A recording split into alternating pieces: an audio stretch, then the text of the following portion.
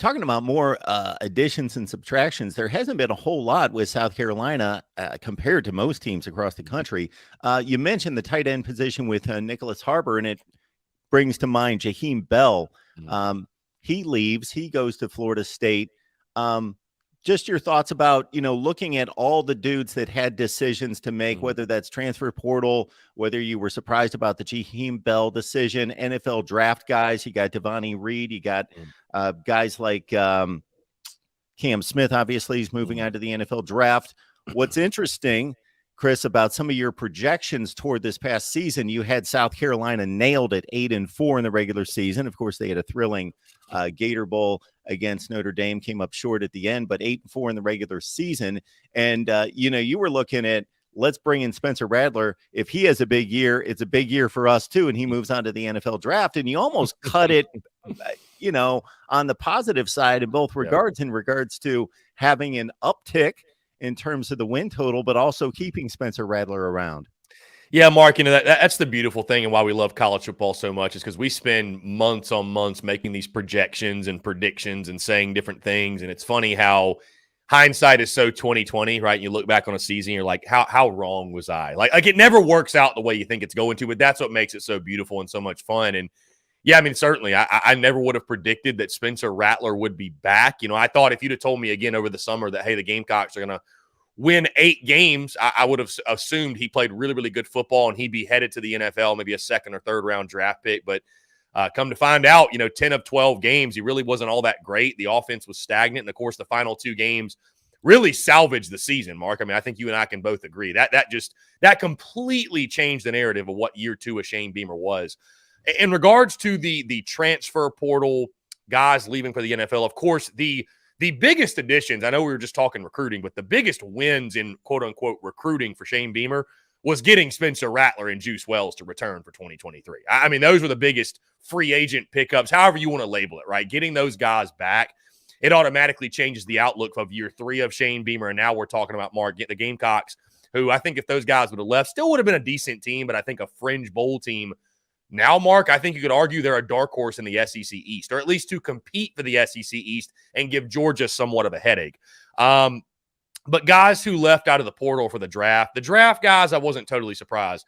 Jaheim Bell leaving, that wasn't a total shock just because of the mismanagement of his talent during the season. His family was disgruntled on social media. From what I heard behind closed doors, he was disgruntled. So that one didn't totally shock me. The Marshawn Lloyd one is the biggest mystery of all. And that's just one that I still sit here, Mark, perplexed about what it is that Marshawn Lloyd is looking for. And we never know, right, behind closed doors what's going on. But he heads to Southern Cal. And I think a week before that, he put out a tweet saying, I'm focusing on standing out. It's like you were RB1 at a SEC school. Like, is that not standing out enough for you? So I don't exactly know.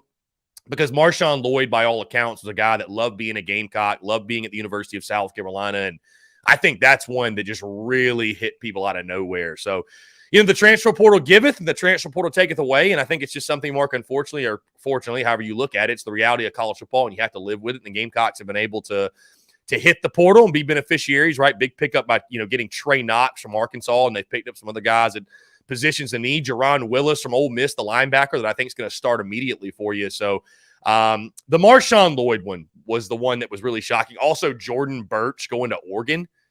That one I thought kind of came out of left field. He had really interesting comments, Mark, before the bowl game when he just said, I haven't decided about my future at South Carolina. And I remember hearing that and being like, I don't think he's like a surefire NFL guy. So, like, where is he going?